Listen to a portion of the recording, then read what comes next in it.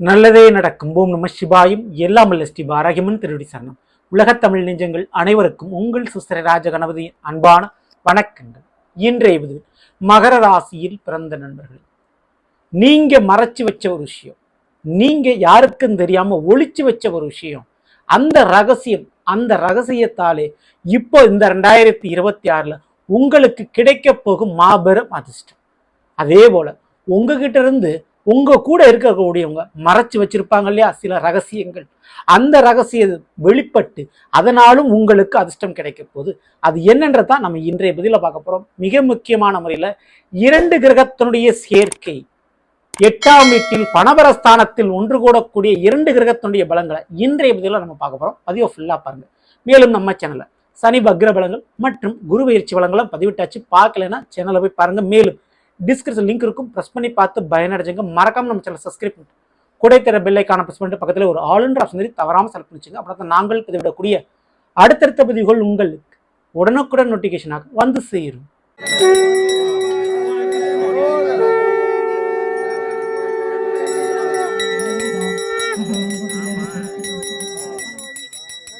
சிவமயமாக தெரிகிறதே, சிந்தையில் சிவயோகம் வருகிறதே.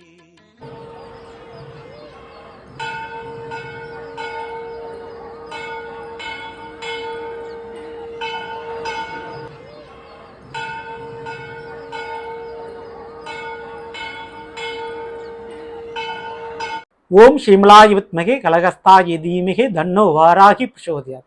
நல்லதே நடக்கும். ஓம் நம சிவாயும். எல்லாம் அல்ல ஸ்ரீ பாராகியமன் திருவடி சரணம்.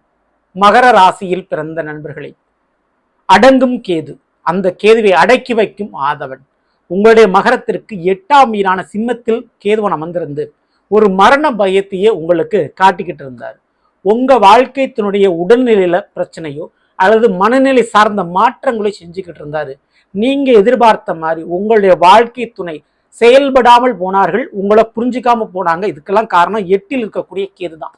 வாழ்க்கை துணை மட்டுமல்லங்க, நீங்க சந்திக்கக்கூடிய உறவுகளாலும் நண்பர்களாலும் சில வம்பு வழக்கு பிரச்சனைகள், தேவையில்லாத ஒரு பிரச்சனையை நீங்க சந்திச்சுக்கிட்டே இருப்பீங்க. ஸோ அப்படிப்பட்ட ஒரு வம்பு வழக்கு பிரச்சனை அல்லது மரண பயம் அப்படின்றத நீங்க அனுபவிச்சுட்டு இருப்பீங்க. காரணம் 8ல் இருக்கக்கூடிய கேது. அந்த கேதுவை சூரியன் அடக்கப் போகிறார். எப்போ? ஆகஸ்ட் 18ஆம் தேதிக்கு பிறகு கடகராசியில் இருக்கக்கூடிய சூரியன் அப்படியே பயிற்சி அடைஞ்சு தன்னுடைய வீடான சிம்ம ராசியில் போய் ஆட்சி பெற்று அமரப்போறார். அதாவது ஆவணி மாதம் சூரியன் முழுவதுமாக சிம்ம ராசியில இருப்பார். அங்க ஏற்கனவே கேது இருக்கிறார் இல்லையா? அப்போ கேதுனுடைய ஆட்டம் கொஞ்சம் அடங்கும். ஏன்னா சூரியனுக்கு அது ஆட்சி வீடு.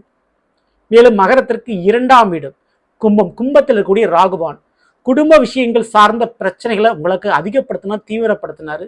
குடும்பத்திற்காக இடம் மாற்றம், ஓடி ஓடி உழைக்க வேண்டியது அல்லது குடும்ப உறவுகளிடையே ஏற்படைய பிரச்சனைக்கு புரிய வைக்க அதிகமாக நேரத்தை செலவழிக்கிறது, இப்படின்றதான் நீங்க சந்திச்சுட்டு இருந்திருப்பீங்க.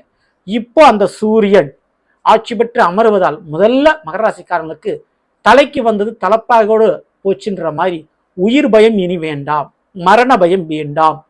எப்பேற்பட்ட உடல் சார்ந்த பிரச்சனை இருந்தாலும் சின்ன மருத்துவ சிகிச்சை மூலமா அது சரியாகும். ஆயுள் ஃபர்ஸ்ட் தப்பிக்குது, ஆயுள் தீர்க்கமடையுது மகர ராசிக்காரங்களுக்கு. 2வது, உங்களுடைய வாழ்க்கை துணை வழியில இருக்கக்கூடிய பிரச்சனை சரியாகும். குறிப்பிட்டு உங்ககிட்ட இருந்து உங்க வாழ்க்கை துணை ஏதாவது ஒரு சீக்கிரட்டை மறைச்சு வச்சிருக்காங்கன்னா அது இப்போ வெளியில தெரிய வரும். அந்த வெளியில தெரிய வரக்கூடிய விஷயம் உங்களுக்கு சாதகமாக இருக்கும். சரிங்களா? உங்களுக்கு அது பெனிஃபிட்டா இருக்கும். வாழ்க்கை துணையின் வழியில வருமானமோ சொத்தோ ஏதோ ஒரு விஷயம் உங்களுக்கு கிடைக்கக்கூடிய பாக்கியம் இருக்குது. ஓகேங்களா? அதே போல உங்ககிட்ட யாரோ ஒரு உதவியா கடனாக ஏதோ ஒரு தருணத்துல பணத்தை வாங்கியிருப்பாங்க. இப்ப என்னால முடியல, நான் கஷ்டத்துல இருக்கேன்னு சொல்லி சொல்லி உங்களை ஏமாத்திக்கிட்டு இருப்பாங்க. ஆனா அவங்க நல்ல ஒரு நிலையில செட்டில் ஆயிருப்பாங்க. சரிங்களா? நீங்க கடன் கொடுத்த நீங்க தான் கஷ்டப்பட்டுக்கிட்டு இருப்பீங்க. அப்படிப்பட்ட மகர ராசிக்காரங்களுக்கு அப்படி கொடுத்த பணம் திரும்ப வசூலாகக்கூடிய தரணும். அப்படி பணத்தை வாங்கிட்டு ஏமாத்தினவங்க அல்லது காணாம போனவங்க அல்லது விலகி நிற்கக்கூடியவங்க இப்ப உங்க கண்ணில் படுவாங்க, உங்க தொடர்புக்கு வந்தே தீருவாங்க, அந்த பணமானது கிடைக்கும். அதே போல பூர்வீக சொத்து உங்க குடும்ப உறவுகளை மறைச்சு வச்சிருந்தா அந்த பூர்வீக சொத்துக்கள் சம்பந்தமான பிரச்சனைகள் இப்போ வெளியில தெரிய வரும். அந்த ரகசியம் வெளியில தெரிய வரும். அதன் மூலமா அந்த பூர்வீக சொத்து பண விஷயங்கள் உங்களுக்கு கிடைக்கும். அதே போல வேலை பார்க்கக்கூடிய இடத்துல வரவேண்டிய ப்ரமோஷன், சம்பள உயர்வு, பதவி வாய்ப்பு அடுத்து வெயிட் பண்ணிட்டு இருக்கும். உங்கள் கூட வேலை பார்க்குறவங்களே மறைச்சு வச்சிருந்திருப்பாங்க, அல்லது உங்களுடைய அதிகாரிகள் அல்லது உங்களோட அதிகார பதவி உயர்வில் இருக்கக்கூடிய மறைச்சு வச்சிருப்பாங்க. ஆனால் இப்போ அந்த சீக்கிரட் வெளியில் தெரிய வந்து அந்த பதவி வாய்ப்பு உங்களுக்கு கிடைக்கும். ஸோ அதனால ரொம்பவே அவேர்னஸ், விழிப்புணர்வோடு மகர ராசிக்காரர்கள் இருக்க வேண்டியது அவசியம். இதுக்கு அடுத்தபடியாக நீங்கள் மறைச்சு வச்ச ஒரு விஷயம், உங்களுடைய திறமை, அறிவு, டேலண்ட் வெளிப்படக்கூடிய தருணம் இது. அது வெளிப்படுறதுக்கு வாய்ப்பு கிடைக்குமா? அந்த வாய்ப்பு இப்போ கிடைக்கும். சினிமா, செய்தி ஊடகங்கள்ல நீங்க பிரபலமடையக்கூடிய வாய்ப்பு, உங்களுடைய கலைத்திறமையை வெளிப்படுத்தக்கூடிய மேடை கிடைக்கும், வாய்ப்பு கிடைக்கும். மகர ராசியில பிறந்தவங்களுக்கு வேலை வாய்ப்பு, எனக்கு நான் படிச்ச படிப்புக்கேற்ற சரியான ஒரு வேலை கிடைக்கலங்க, அந்த மாதிரி வேலை கிடைச்சா எனக்கு ரொம்ப ரொம்ப நான் வேலையில சக்சஸ் பண்ணி காட்டிடுவேன் அப்படின்னு நீங்க சொல்லிட்டு இருப்பீங்களா ரொம்ப காலமா, அந்த மாதிரியான ஒரு வேலை உங்களுடைய திறமைக்கு, உங்களுடைய தகுதிக்கு ஏற்ப கிடைக்கும். ஸோ இந்த தருணத்தில் இந்த 2024 நீங்கள் ஜெயிச்சிருவீங்க, ஜெயிப்பதற்கான வாய்ப்பு கிடைக்கும், மிஸ் பண்ணிடாதீங்க. சரிங்களா? ஸோ இந்த சூரியன் கேதுவால் இது நடக்கும். அரசாங்கத்தின் மூலமாக சலுகை கிடைக்கும், அரசாங்கத்தினுடைய உதவிகள் கிடைக்கும். இதேன்னு ஒரு வழியிலையாவது அரசாங்கத்தின் மூலமாக ஏதோ ஒரு பலனை கண்டிப்பாக மகர ராசிக்காரங்க அனுபவிப்பீங்க. இல்லைங்க எனக்கு கோர்ட்டு கேஸ் வழக்குகள் போய்கிட்டு இருக்கு, அதுவும் திருமண வாழ்க்கை சம்மந்தமாக போய்கிட்டு இருக்குன்னா அது ஒரு முடிவுக்கு வரும். அடுத்து தந்தையின் மூலமாகவோ அல்லது சொத்துக்கள் ரீதியாகவோ கோர்ட்டு கேஸ் வழக்குகள் போய்கிட்டு இருந்தால் அது ஒரு முடிவுக்கு வரும். ஸோ இதுக்கெல்லாம் வாய்ப்பு ரொம்ப ரொம்ப ஜாஸ்தியான உண்டு. ஒரு 4 துறையில் இருக்கக்கூடியவங்களுக்கு மிகப்பெரிய நல்லது நடக்க போகுது. அதில் முதல் துறையாக மருத்துவ துறையில் இருக்கக்கூடியவங்களுக்கு, மெடிக்கல் ஃபீல்டில் இருக்கக்கூடிய மகர ராசியில் பிறந்தவங்களுக்கு அந்த ஃபீல்டு உங்களுக்கு சூப்பராக போங்க. அந்த ஃபீல்டில் சம்பள உயர்வோ புதிய பொறுப்புகளோ கிடைக்கும். படிச்சுக்கிட்டு இருந்தாலும் நல்ல ஒரு அதில் ஒரு ரெகக்னிஷன், ஒரு மதிப்பு மரியாதை கிடைக்கும். அதே போல் ஆன்மீகம் சம்பந்தப்பட்ட துறைகள், அது ஆன்மீக சம்பந்தப்பட்ட நீங்கள் எந்த ஒரு வியாபாரம் பிஸ்னஸ் பண்ணாலும் சரி, ஆன்மீக ஃபீல்டில் இருந்தாலும் சரி, உங்களுக்கும் நல்ல ஒரு பெயர் புகழ் கிடைக்கும்.